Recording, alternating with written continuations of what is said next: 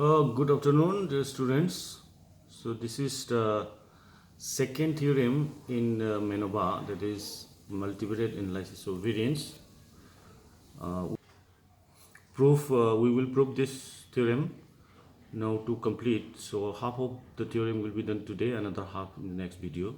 Because the theorem is a little bit lengthy, it will take more than 10 minutes or 15 minutes.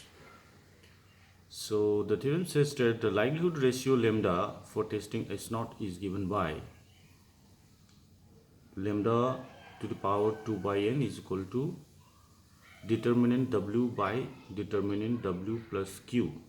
This is equal to capital delta, say.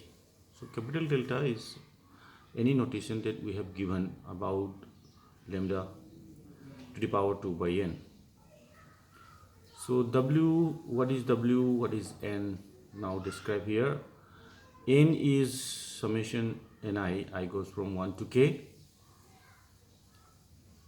W is double sum, I goes from 1 to k, alpha goes from 1 to ni. Here x alpha I minus xi bar, x alpha I minus xi bar prime. Okay, this is what we call, W is what we call the within matrix that we have already seen, within corrected sum of product matrix or simply within matrix. And a Q is summation I goes from 1 to k ni times xi bar minus x bar, xi bar minus x bar prime. And Q we call it a between matrix. And xi bar prime, x bar I is the mean vector, sample mean vector of the ith population, drawn from the ith population. So, and nx bar is summation I goes from 1 to k, summation alpha goes from 1 to ni, x alpha I, and this is nothing but the overall mean. It is the pool mean from the k samples. Okay, so we will prove this. Now this red part I have written, this is not part of the proof, but to remind you, in the beginning of the theorem, in the general linear hypothesis, we have proved that the MLE of the parameters B and sigma R, B cap is EF inverse and N sigma cap is summation alpha goes from 1 to n x alpha prime minus B cap F B cap prime. So what are EF? We already know, we already described. F is A prime, A is the observation matrix, E is X, A is a given matrix, and E is equal to X A prime, X is the observation matrix. So from this, we continue the proof here, from here, F is equal to A prime. The form of A we have already shown in the last theorem, in the previous theorem. So you do the matrix algebra for A prime. So the matrix will look like this. So n1 0 0 n1 0 n2 0 n2. So last row will be say n1 n2 nk minus 1, and this is n. Similarly, another matrix algebra, E is equal to x A prime, will be looking like this. So what you have to do is write down x and A prime in a paper, whole structure of x and A prime, and do the matrix algebra for multiplication. You will get this. Now the unconditional likelihood of sigma is given by n sigma cap is double summation I goes from 1 to k, alpha goes from 1 to ni, x alpha prime minus B cap F B cap prime. So actually this part is coming from that part that I have shown here, this one, using this one. So here double summation will come because we have k population. B cap f b cap prime is same. So this is equal to x alpha I prime minus E f inverse E prime. Okay, B f b k prime is now E f inverse E prime because we use what is E here, x a prime. Okay, using this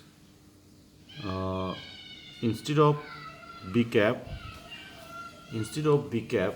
you substitute b cap by here E f, here b cap is equal to E f inverse, here you put, then you will get this, you will get here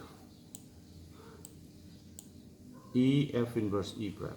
So to compute E f inverse E prime, we define the k by k matrix D, I k minus 1 0 minus E prime 1. What is I k minus 1? This is the identity matrix of order k minus 1. Identity matrix, you know the diagonal elements are unities, of diagonals are zeros. So this is a zero vector. So here 0 prime is 0 0 0 k minus 1 component. So here it is a column. It is a column 0 is 0 0 0 0 something like that. And E prime is a vector of unities. So minus E prime here, vector of unities 1 1 1 having k minus 1 components. So we define a new matrix D. So now with the definition of D, df D prime will be diagonal n1 n2 nk. Okay, this is matrix algebra. You use f here. What is f? F is here, f is here. By looking at this f,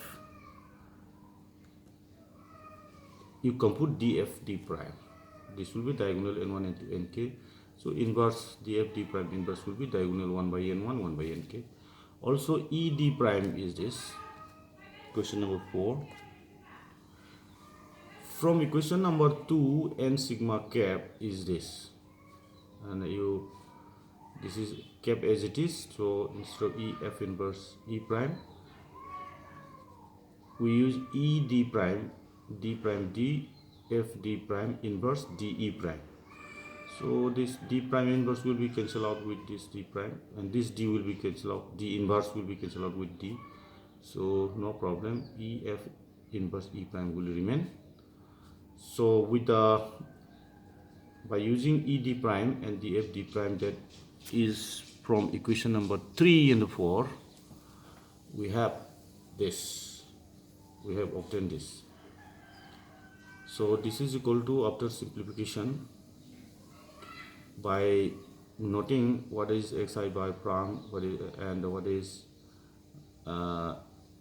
definition of xi bar, that is the mean vector, sample mean vector of the ith population. So then you break up this bracket and you will get this.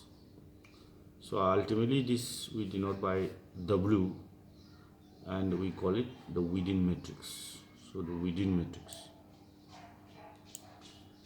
So n sigma cap now is W. Okay, so in the next theorem, in the remaining part of the theorem, we will compute the denominator, that is W plus Q, because this is 2 lambda to the power 2 by n is determinant sigma cap by determinant sigma double cap. Okay, that was the definition of likelihood ratio.